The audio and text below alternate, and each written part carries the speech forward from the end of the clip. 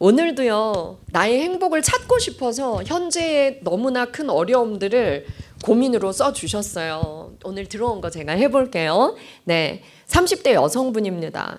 저는 크게 행복하지도 않고 크게 불행하지도 않게 평범하게 살고 있어요. 일상의 작고 소소한 행복에 만족하고 감사하는 삶을 살며 만족하고 있습니다.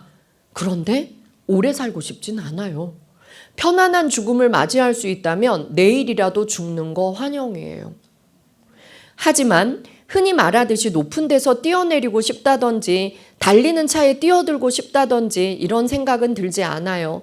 불행하고 우울하진 않지만 사는 게 귀찮아요. 제 남자친구와 이런 이야기를 하면 제 생각을 이상하게 바라보고 이런 제 마음을 고치고 싶어 해요. 저는 제 마음이 이상하게 느껴지거나 고쳐야 할 것처럼 느껴지진 않아요. 제가 생각을 바꿔야 하고 이런 제 마음이 고쳐야 할 대상인지 궁금해요. 이 얘기를 들으니까 어떤 생각이 드세요? 네. 행복하지도 않고 불행하지도 않고 평범하다. 그냥 소소한 행복에 만족하고 감사하는 삶을 살며 만족하고 있다. 저는 이게 사실일까라는 걱정이 좀 들어요. 네. 나는 이렇게 살고 있어라고 내가 나에게 계속 마취한 건 아닐까라는 생각도 좀 듭니다. 저는 이분께 이렇게 말하고 싶어요. 내가 내 삶에 진짜 의미를 찾지 못해서 이런 생각이 드는 게 아닐까. 그리고 우리가 미래의 목표를 두지 않으면 여러분 아우슈비츠 죽음의 수용소에서 제가 하는 심리치료는 로고테라피인데요. 로고테라피를 한국어로 하면 의미치료입니다. 의미치료가 뭐냐면요. 내 삶에 의미를 발견하는 사람만이 건강하게 오래 잘 살 수 있다라는 치료거든요. 그래서 우울한 사람, 자살하고 싶은 사람, 살고 싶지 않은 사람들에게 의미치료는 진짜 효과가 있었습니다. 내가 왜 태어났는지, 왜 살아야 하는지, 목표는 어디에 있냐면 미래에 있어요. 나는 미래에 이런 모습으로 살고 싶어. 그리고 나는 이것만은 꼭 이루고 죽고 싶어. 나의 꿈과 미래의 목표가 없는 사람들이 내일에 대한 기대도 없었다는 거죠. 아우슈비츠에 유태인들이 끌려갔을 때 자살 사건이 매일 있었대요. 그래서 수많은 사람들이 밤에 모여서 이 빅터 플랭클이라는 의미치료를 만든 정신과 의사와 집단 상담을 합니다. 그래서 이 사람이 물어요. 이 플랭클 박사가 자살을 시도하는 사람들의 공통점이 무엇일까요? 라고 물었어요. 그랬더니 많은 사람들이 정답을 맞췄어요. 미래에 대한 기대가 없기 때문입니다. 네, 그 안에서는요, 진짜 육체적으로 건강하고 젊은 사람들도 정말 작은 질병에만 걸려도 금방 죽는 사람들이 있는가 하면 정말 나이 들고 진짜 병마에 시달리고 있음에도 불구하고 해방되는 날 건강하게 걸어 나오는 사람들도 있었대요. 차이는 무엇이었냐면 너무 쉬운 거였어요. 나는 살아서 나가야 돼요. 나가서 내가 할 일이 있어요. 내가 나가서 저는 밖에 애들이 3명이나 있어요. 걔들은 저 없으면 못 살아요. 저는 한 집안의 가장입니다. 나가서 그 아이들을 제가 가장으로 먹여 살려야 돼요. 이런 사람들 끝까지 버티더래요. 그리고 또 어떤 사람 이런 사람이 있었대요. 저는 가난한 작가입니다. 그런데 태어나서 처음으로 재밌는 소설을 처음으로 쓰고 있었어요. 근데 앞부분 좀 쓰다가 끌려왔어요. 저는 반드시 살아나가서 그 소설을 끝까지 써야 돼요. 그 안엔 종이도 필기구도 주지 않았대요. 목표가 있으니까 끝까지 살아남더래요. 그래서 거기에서 발견한 중요한 의미치료는 이거였습니다. 과거의 삶이, 현재의 삶이 아무리 힘들어도 내가 미래에 대한, 나에 대한 목표만 있으면 누구나 끝까지 살아남을 수 있구나. 그리고 오늘의 삶에서 고통이 훨씬 더 경감되는구나. 이걸 알게 된 거예요. 네, 그래서 저는 30대면요. 정말 너무 좋은 나이죠. 뇌과학 논문이 말합니다. 의술의 도움을 받으면 이제 130세까지는 충분히 살 수 있다. 네, 130세까지 살 수 있다. 강의 제목 중에 이런 강의 요즘 인기예요. 재수 없으면 200살까지 산다. 의술이 우리를 죽여주지 않는다. 네, 여러분. 자, 우리가 만약에 의술의 도움으로 130세까지 산다라고 치면 이제는 60은 돼야 젊다라고 할 수 있대요. 60이 안 된 사람은 어리다가 맞대요. 네, 그러면 우리가 내일에 대한 목표를 잡고 나 이것만은 내가 꼭 하고 죽고 싶어. 난 나이 들수록 이런 사람이 되고 싶어. 설레이는 꿈을 좀 가졌으면 좋겠어요. 그래서요, 네, 이 30대 여성분 남자친구는요 속상한 거예요. 내 여자친구가 왜 이런 말을 할까? 또 남자친구 정말 마음이 아팠을 거예요. 날 정말 사랑하고 날 소중하게 생각한다면 이런 말 안 할 텐데, 나랑 함께 미래에 행복하게 살고 싶을 텐데 나를 별로 사랑하지 않나 봐, 이렇게 오해할 수도 있어요.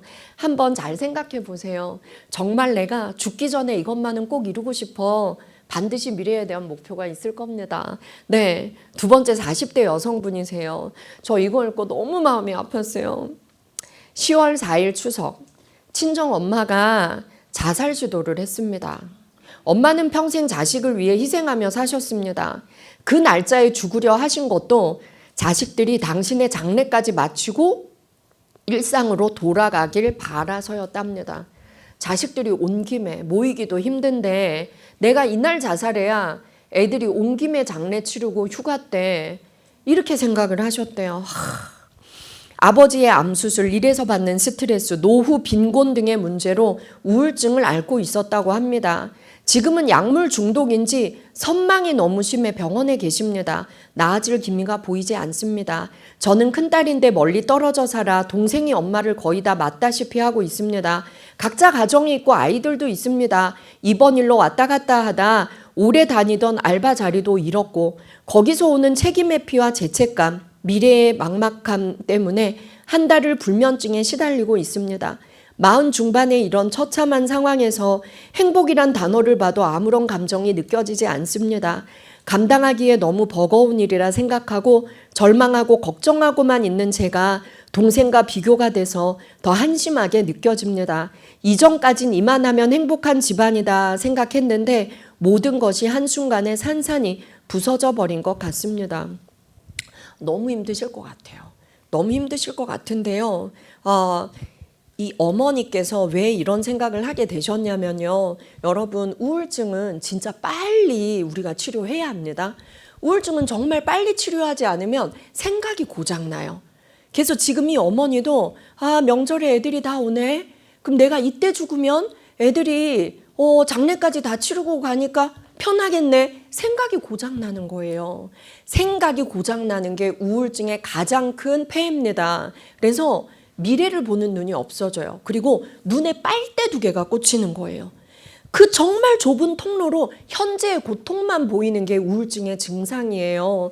그래서 혼자 계시는 부모님들 진짜 잘 챙기셔야 돼요. 그리고 혼자 사는 가족들, 그래서 많이 우울하네, 좀 심각할 정도인데 라는 생각이 들면 빨리 병원에 가셔야 합니다. 상담은 속도가 느려요. 효과는 좋은데 속도가 느려요.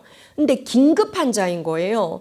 엄마가 이 생각까지 하시게 됐다는 건 진짜 2팔 2다리가 다 부러진 정도의 응급 상황이었던 거예요. 그래서 약물 치료가 시급한데 약물 치료를 어머니가 못 하신 것 같아요. 그래서 혼자 사시는 부모님 계시다면 매일 짧게라도 통화하면서 체크를 해야 합니다. 네. 그리고 여러분, 그 인터넷에 보건복지부 들어가면요, 거기에 우울증 검사하는 게 있어요. 근데 클릭만 하면 되는데 어르신들은 읽어드리면 돼요. 네. 그러면 우울증 지수가 몇 점이고 빨리 병원에 가라, 뭐 이런 게 나오거든요. 네, 그래서 어머니께서 혼자 너무 오랜 시간 고민하다가 이 상태까지 가신 게 좀 마음이 아프고요. 그리고 따님이 지금 40대네요. 함께하는 시간보다 시간의 질이 중요합니다. 그래서 가끔 왔다 갔다 하는데 알바자리도 잘리고, 그리고 너무 지금 힘들다, 모든 행복이 부서져 버린 것 같다라고 하셨는데, 저는 이 엄마가 가난에 대해서도 고민하셨잖아요. 그럼 평일 열심히 아르바이트 다시 하셔야 돼요. 여러분, 우리가 우울증 환자들에게 제일 좋은 게 운동과 일입니다. 특히 규칙적인 일은 정말 중요해요. 우울할수록 무조건 규칙적인 뭔가를 해야 돼요. 돈이 있어도 아르바이트 하고, 아니면 자원봉사라도 저는 권합니다. 그래서 평일에 열심히 아르바이트 하고, 그리고 주말에 가서 여동생이랑 교대해 주는 게 맞아요.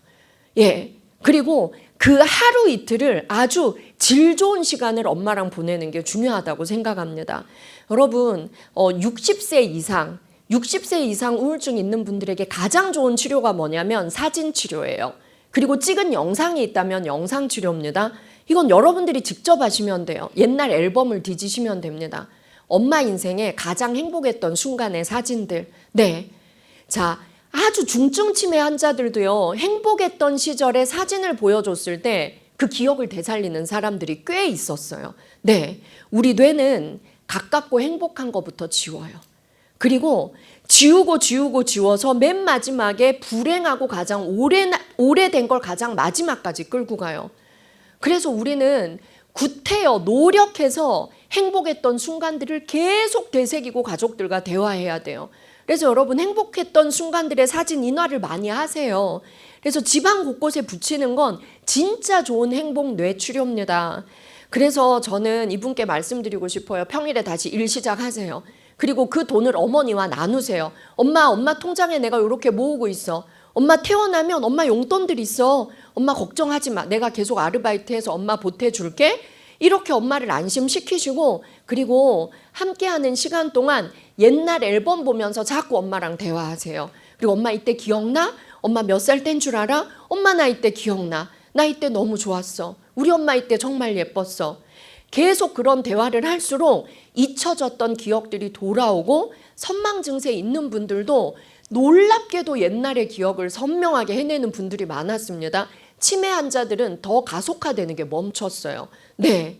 그래서 저는 이분께 같이 우울해지면 우리 다 같이 죽는 거예요. 그리고 여러분, 불행이 전염이 빠르게요? 행복이 빠르게요? 불행? 근데요 여러분, 너무 놀랍게도요, 타인들 사이에선 불행의 전염이 빨랐어요. 가족 사이에선 행복 전염이 더 빨랐어요. 한 명만 정신 차리고 밝아지면 정말 가족이 달랐어요. 그래서 책임지고 내가 먼저 명랑함을 되찾으셔야 될 것 같아요. 그래서 주말에 가서 정말 밝은 얼굴로 동생 정말 고마워, 집에 가서 쉬어. 그리고 엄마와 사진첩으로 사진 치료를 시작하시면 좋겠습니다. 네. 진짜 내향적이고 말 잘 없는 분들이 이런 어려움을 더 많이 겪으세요. 여러분, 심리치료에 제일 좋은 게 뭔지 아세요? 혀를 풀어야 한이 풀린다라고 합니다. 그래서 여러분, 제일 좋은 효도가 뭔지 아세요? 제일 좋은 효도는 어르신들 한 말 또 하고 한 말 또 하고 한 말 또 하고 계속 하잖아요. 저희 엄마한테 200번 들은 말도 있어요. 와, 근데 너무 처음처럼 말해요. 자꾸 까먹고. 환장하겠어요. 예전에는 엄마가 그 얘기를 시작하면 엄마 그 다음 얘기 내가 해줄게. 이러고 이랬지. 이러고 이래서 엄마가 열받았지. 이러고 이래서 엄마가 이혼하고 싶었지. 막 제가 막. 근데 어느 순간 정신 차렸어요. 내가 정말 나쁜 년이구나. 엄마는 한 거 아는데 또 하고 싶은 거예요. 옛날 얘기를. 어르신들은 새로운 경험이 없으니까 옛날을 회상하는 게 더 많아질 수밖에 없는 거예요. 근데요, 처음 듣는 것처럼 누가 잘 들어줄 때 자존감이 너무 올라가고요, 한이 풀리는 거예요. 그래서 옛날에 고생했던 얘기할 때 맞장구만 쳐주고 우리 엄마 고생했네만 해줘도 이게 없어지는 거예요. 그럼 그 다음에 그 얘기 안 하고 딴 얘기로 넘어갈 수 있는 거예요. 그래서 요새는 저희 엄마가 몇백 번 한 얘기 또 하면서 꼭 거기에는 우리 아버지 흉이 들어가요. 그럼 전 속으로 막 주기도문을 외워요. 그러면서 고개는 끄덕이면서 주기도문을 외워요. 그리고 나서 저희 엄마 이름이 영숙이거든요. 아유, 우리 영숙이 고생했네. 엄마 덕분에 내가 살았지. 아유, 고생 많았어. 이것만 해도 너무 좋아하는 거예요. 저는 이게 최고의 효도인 것 같아요. 근데 어려워요. 막 주기도문을 얼마나 외우는지 몰라요. 네. 그래서 혀를 풀어야 뭐가 풀린다? 한이 풀린다. 네. 네. 우리 그거 꼭 기억하기로 해요. 그런데요, 우리도 나이 들면 똑같아질 거예요. 그래서 부모님은 나의 미래다. 우리 엄마는 나의 미래의 모습이고 우리 아버지는 아들들의 미래의 모습이죠. 그래서 좀 귀찮고 지겨워도 잘 들어주자. 네. 우리가 그렇게 할 때 정말 좋아지는 것 같습니다. 50대 남성분이에요. 네. 3년 동안 윈도우 부부로 지내셨대요. 사실상. 네. 사실상 서로 간섭하지 말고 살자는 배우자에게 저는 어떤 마음과 행동을 해야 할까요? 그냥 배우자가 원한 것만 대응하고 그냥 있는 그대로 받아들이라 하는데 그게 잘 안 되네요. 지혜를 주세요. 네. 50대부터 이런 집이 되게 많아요. 네. 남자들은 계속 가족으로 돌아오고 싶어 하고 아내들은 나 혼자 독립체로 살고 싶고 그쵸? 네.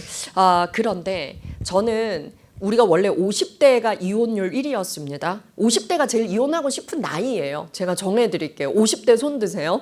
네, 50대에 제일 이혼하고 싶대요. 그런데 그때의 고비를 잘 넘기면 죽을 때까지 행복하게 살 수 있다. 심리학은 말합니다. 네, 50대가 되면 내가 고생하고 희생한 게 억울해지는 나이래요. 그리고 우리 몸의 호르몬 변화가 크기 때문에 막 큰 변화를 요구하게 된대요. 근데 남자들은 그때 가정으로 돌아오고 싶고 아내랑 친구 되고 싶은 마음이 커지는 거죠. 그래서 저는 이 남성분께서 이런 데 오시고 이런 글을 남기셨다는 게 진짜 훌륭한 남편이라고 생각해요, 사실은. 그래서 이분은 저는 가능성이 높다. 그래서 저는 아내분에게 안 하셨던 걸 좀 해보시면 좋겠어요. 사실 여자들은요, 말은 이렇게 하지만 남편이 다정하게 남편이 예전에 안 했던 말과 행동을 하고 이러면 이 남자가 왜 이래?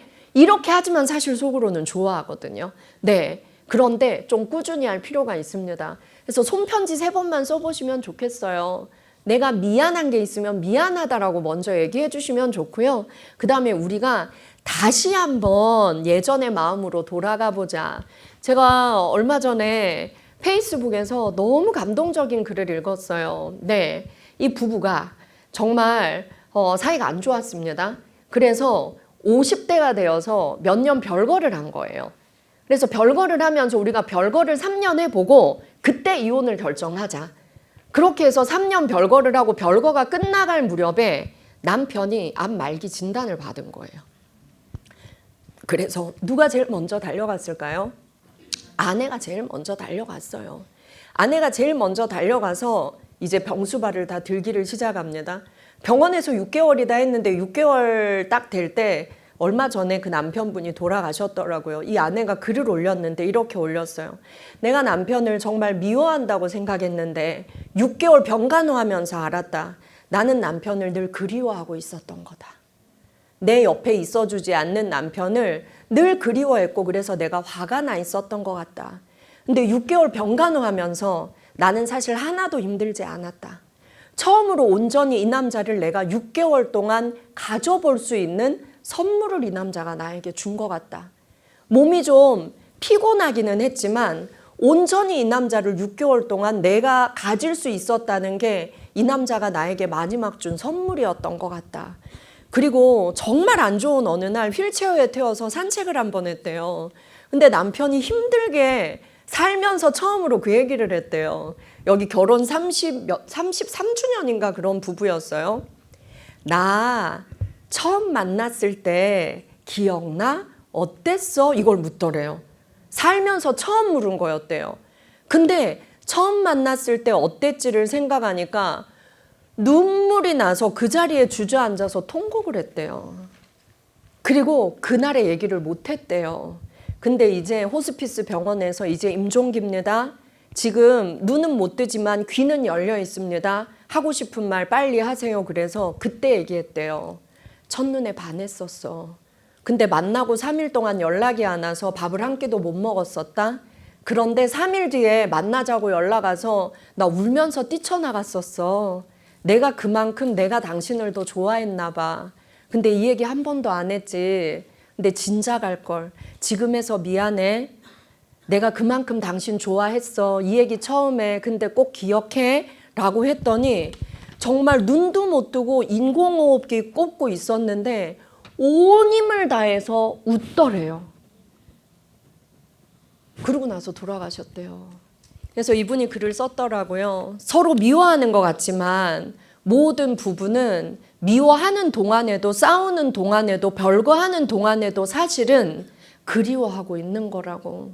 그런데 우리는 왜 이렇게 누가 병에 걸리고 죽을 때 돼야 깨닫는지 모르겠다고. 심지어 저희 엄마는 죽고 나서 한참 지나고 깨달았대요. 지금도 저희 엄마는 아빠의 지갑을 쓰고 그 지갑을 열면 57세에 돌아가신 젊은 남자가 웃고 있어요. 예, 죽고 나서 깨달았다. 그래서 저는 부부는 그런 것 같습니다. 용기 내어서 편지를 꼭 써주시기 바랍니다. 네, 40대 남성. 저와 안 맞는 성향으로 인해 가족이 힘든 것 같습니다. 저 역시 집에 가면 답답하고 화가 치밀어 오릅니다. 자, 우리 가족은 너무 잘 맞아요. 우리 가족은 정말 행복해요. 그게 기적이에요. 그게 기적이에요. 그리고 남남이 만났어요. 우리 부부는 너무 잘 맞아요. 우리 부부는 진짜 찰떡궁합이에요. 그거 연기일 수 있어요. 그거 연기일 수 있어요. 저는 연예인 상담 많이 하다 보니까 TV에 나와서 맨날 그랬는데 좀 이따 보면 이혼했어. 네. 여러분, 그건 진짜 우주에서 몇 건 없는 기적이에요. 서로 너무 안 맞지만 맞춰가면서 맞을만 하면 한 사람 죽어. 막 이런. 네. 자식은 나예요? 타인이에요? 타인이에요. 탯줄 끊는 순간 타인이에요. 네. 그러니까 타인과 나는 잘 맞는 게 기적이에요. 그래서 우리가 가족은 행복해야 돼. 가족은 다 잘 맞아야 돼. 라는 신념이 높을수록 섭섭함도 커지고 우리 가족은 불행하다고 오해하기가 쉽습니다. 그래서 이분 여기 어디 앉아 계실 거예요. 내가 오늘 가서 들어보니까 잘 지내는 게 기적이래. 잘 통하는 게 기적이래. 좀 더 노력해보자. 그래서 저는 이거 하시면 좋겠어요. 아이를 키우시는 집들은 정해진 시간, 뭐 일요일 저녁 9시 이런 식으로 그때는 무슨 일이 있어도 30분 식탁에 모여서 할 말이 없어도 얼굴 보고 앉아있기. 30분 동안 돌아가면서 일주일 동안 어떻게 지냈나 얘기하기. 예. 그래서 짧게 끝나면 계속 도는 거예요. 짧게 끝나면. 처음에는 정말 너무 어색하고 미칠 것 같았다라고 얘기를 하거든요. 근데 그걸 자꾸 하다 보면 1시간도 되고 1시간 반도 된대요. 이렇게 자꾸 누군가의 희생이 필요합니다. 그래서 자꾸 대화를 시작하는 것이 중요하지 않을까 이 생각이 들어요. 40대 여성 한 분은 이렇게 써주셨어요. 이거 저 마음 아팠어요.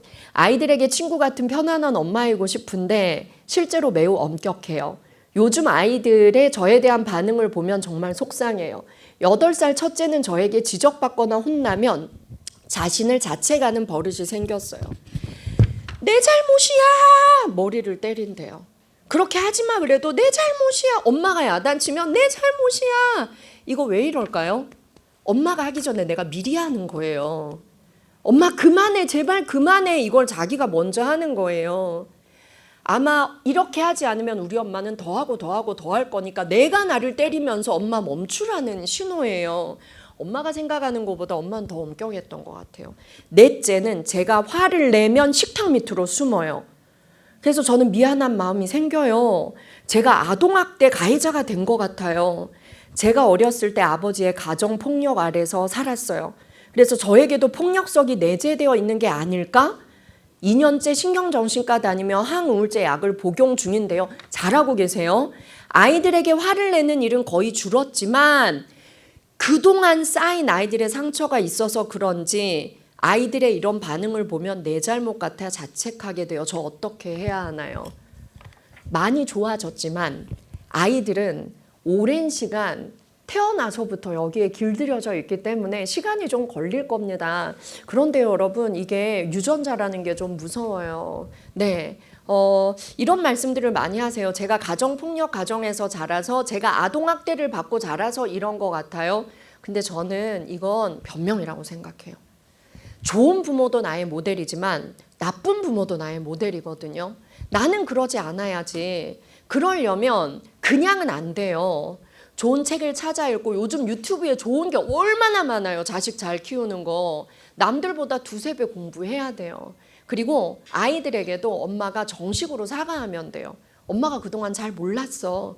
그리고 너가 내 잘못이야 머리 때리는 게 엄마 그만하세요 말하고 싶어서 그런 거라는 거 엄마가 이제 알게 됐다. 정말 미안해.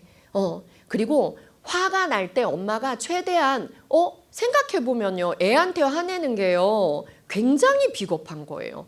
너 때문에 엄마가 화가 나잖아. 이게 세상에서 제일 비겁한 말이에요.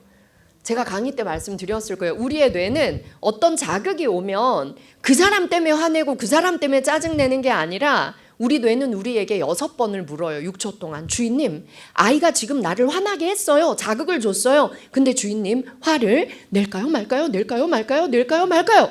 6번을 물어요. 그럼 내 습관대로 때려잡는 거예요. 그래서 나는 화를 내겠어를 선택하고 내가 화를 낸 거예요. 아주 비겁한 거죠. 네. 아이들한테 화내고 때리는 게 제일 비겁한 어른 같아요. 그럴 때는 숨을 쉬면 됩니다. 숨을 크게 들이쉬고, 엄마가 화가 난다고 생각했는데 가만히 생각해 보니까 엄마가 속상한 것 같아. 너가 건강한 거 먹으면 좋겠는데 자꾸 건강하지 않은 이걸 사달라고 하니까 엄마가 속상해서 화난다고 오해한 것 같아. 네. 그래서 단어를 이렇게 바꾸면 좋아요. 가족끼리는 화난다, 짜증난다라는 단어 쓰지 말기. 그 대신 2개로 바꾸기. 따라 하실게요. 속상해. 섭섭해. 네. 엄마가 이래서 속상해. 아빠가 이래서 좀 섭섭한 마음이 들어. 이러면 아이들은 너무너무 말을 잘 들을 거예요. 네. 그래서 약 드시는 것도 잘하고 있고요. 아이들의 마음의 상처가 좀 없어질 때까지 엄마가 미안해. 실수로 화를 낼 수 있어요. 그럴 때는 어머, 엄마가 마음은 그게 아닌데 또 표현을 또 이렇게 해버렸네. 취소 이렇게 바로 사과하면 좋습니다. 네, 저는 여기 오면요 진짜 이런 고민을 상세히 써주셔서 너무 좋았어요. 네, 우리가 결국 원하는 건 나도 행복하고 가족도 행복한 걸 우리가 원하는 것 같습니다. 여러분, 한 집에 한 명만 바뀌면 그 가족 전체가 바뀝니다. 그 한 명이 여러분들이 되셨으면 좋겠습니다. 여러분, 우울한 마음도 습관입니다. 우리 뇌는 습관에 따라서만 움직입니다. 감정을 느끼는 것도 생각하는 것도. 네, 행복한 마음도 습관입니다. 그래서 긍정을 찾으려고 감사하려고 내가 나를 칭찬하려고 했으면 21일 동안만 자 하루에 감사일기 몇 문장? 3문장. 칭찬일기 3문장. 네, 21일 동안 한번 해보세요. 달라진 나를 발견할 수 있고 66일 동안 또 가족과 함께 해보시면 정말 우리 가족의 평생 습관이 생길 겁니다. 네. 그리고 잘 못하겠으면요, 서로의 칭찬 발견해주기 해보셔도 좋아요. 네. 서로 거꾸로 3개씩 찾아주기. 처음에 이렇게 해도 굉장히 재밌는 또 가족끼리 더 끈끈해지실 겁니다. 여러분, 오늘도 잘 들어주셔서 감사하고요. 우리 다음 달에 한 번 더 만나는 것 같아요. 그때는 제가 진짜 특별한 내용으로 올해를 잘 마무리할 수 있게 또 준비하겠습니다. 다음 달에 뵐 때까지 와, 그러면 30일 뒤니까 여러분들 새로운 습관으로 하나씩 만들어서 오시기에요. 오늘도 함께 해주셔서 고맙습니다. 네.